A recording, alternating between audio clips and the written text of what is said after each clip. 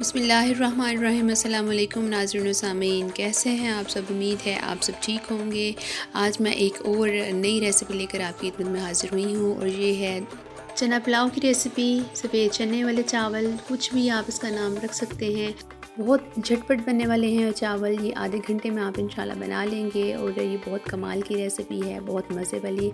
ये चावल बनते हैं जैसे देगी पुलाव आप इसको कह सकते हैं। तो ये चावल किस तरह से बनते हैं और कौन कौन सी चीज़ें इसमें जाती हैं, इसको जानने के लिए मेरी वीडियो एंड तक ज़रूर देखें ताकि हर चीज़ आपको सही समझ में आ जाए और कुछ भी मिस ना हो। तो चलें फिर स्टार्ट करते हैं। इसके लिए जो चीज़ें हमें चाहिए उसमें तकरीबन 2 से 3 अदद आपने दरमियानी साइज़ के प्याज लेने हैं जिनको आपने स्लाइस में काट लेना है। 2 मैंने टमाटर लिए हैं, उनको भी मैंने काट लिया है और 3 से 4 इसमें साबुत हरी मिर्चें जाएंगी। इसके साथ जो आप इसमें मसाले ऐड करेंगे उसमें 1.5 टीस्पून इसमें नमक है, 1 टीस्पून सुरख मिर्च है, 1 चौथाई चाय की चम्मच हल्दी है और 1 चम्मच मैंने इसमें बिरयानी मसाले का लिया है, किसी भी ब्रांड का आप ले सकते हैं। इसके अलावा इसमें साबुत मसाले भी जाएंगे जिसमें कादैन का फूल है, मोटी इलायची है, 1 टीस्पून इसमें साबुत ज़ीरा जाएगा और 3 से 4 अदद इसमें लौंग है। इसमें 1 चाय का चम्मच अदरक लहसुन भी आप ऐड करेंगे और 2 कप के करीब आप इसमें उबले हुए चने डालेंगे। इसमें 1 चम्मच इमली भी जाएगी। अब आप कढ़ाई में ये जिस पॉट में आप ये चावल बनाना चाहते हैं उसमें आधी प्याली आपने ऑयल का डाल देना है। ऑयल डालना चाहे तो डालें, घी में भी ये चावल बड़े अच्छे बनते हैं लेकिन मैं ऑयल ही डालूँगी। इसके साथ हम इसमें प्याज डाल देंगे। जब ऑयल गर्म हो गया तो प्याज डाल दिया, तो प्याज को आपने लाइट ब्राउन होने तक भूनते रहना है। इसको आपने ज़्यादा ब्राउन नहीं करना बल्कि सिर्फ लाइट ब्राउन तक ही इसको रखना है। लाइट ब्राउन हो गए थे तो मैंने इसमें जो हमारे पास साबुत गरम मसाले थे वो ऐड कर दिए हैं और साथ ही इसमें हम अदरक लहसुन का पेस्ट भी ऐड कर देंगे। अब इन सब चीज़ों को हमने अच्छे से भूनना है। जब हम इसमें अदरक लहसुन का पेस्ट डालेंगे तो जो प्याज का भूनने का प्रोसेस है वो ख़त्म हो जाएगा और अदरक लहसुन का जो भूनने का प्रोसेस है वो शुरू हो जाता है। जब दोनों चीज़ें भून जाएंगी तो फिर हम नेक्स्ट स्टेप करेंगे। ये चावल बहुत आसानी से और बहुत झटपट बनने वाले हैं। अब इसमें हमने 2 अदद टमाटर डाल दिए हैं जो हमने काट कर रखे थे और इसमें आपने थोड़ा सा पानी भी ऐड करना है क्योंकि अब हमने इसमें मसाले डालने हैं। तो इसमें जो इमली थी वो भी हमने ऐड कर दिया है। यहाँ पर आप एक बात मैं आपको बताना चाहूँगी कि मेरी मदर इन लॉ की मर्ज़ी थी कि मैं इसमें कुटी हुई मिर्चें डालूँ, तो मैंने वो सुरख मिर्चें हटा के कुटी हुई मिर्चें डाली हैं। आप अगर डालना चाहते हैं तो डाल लें, नहीं तो ये पिसी हुई मिर्चों के साथ भी बड़ा अच्छा सा पुलाव तैयार हो जाता है।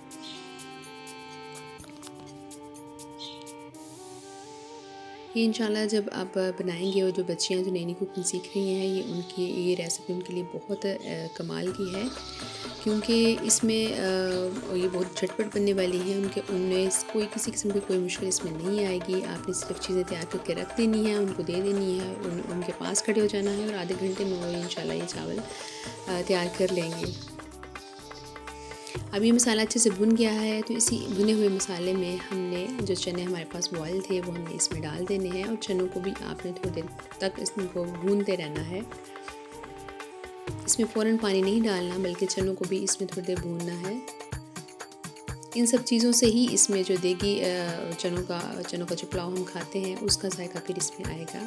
अब जब चने भुन गए हैं तो इसमें हमने पानी डाल देना है और साथ ही जो हरी मिर्च हमारे पास साबुत थी वो डालकर इसको आपने ढक देना है जब तक कि इसमें बॉयल नहीं आ जाता। अब इसमें बॉयल आ गया है तो अब हम इसमें जो चावल थे वो हम ऐड करेंगे। चावलों के साथ मैंने पानी थोड़ा सा रखा है क्योंकि मुझे जो पानी मैंने इसमें ऐड किया था वो मुझे कम लग रहा था, तो मैंने सारा चावलों का पानी स्ट्रेन नहीं किया बल्कि जो इसमें जो पानी था वो भी उसमें रहने दिया है। ये देखिए चावल इतने ही है, यानी पानी से अगर ऊपर इतने रह जाएँ तो इसका मतलब है कि हमारा पानी बिल्कुल परफेक्ट है। इसमें हमारे जो चावल हैं वो बिल्कुल सही बनेंगे। इसको मिक्स करेंगे और अब इसको हमने हाई फ्लेम पर कुक करना है। कल मुझे मेरी वीडियो पर किसी ने कमेंट किया तो मुझे वो कमेंट तो अच्छा लगा। उन्होंने मुझे कहा कि आप बड़ा अच्छा काम कर रही हैं, very nice and this and that. लेकिन जो असल बात मुझे बताना था वो ये था कि मुझे उनके चैनल का नाम बहुत अच्छा लगा। उन्होंने अपने चैनल का नाम रखा हुआ था बाबा की शहज़ादियाँ, तो it was a very nice and different name. तो मुझे बहुत अच्छा लगा। मैं उनको बेस्ट विशेस भी मैं उनको बोलूँगी, अल्लाह ताला उनके लिए भी आसानियाँ करे और उनके लिए भी जो मामलात हैं वो आसान करे।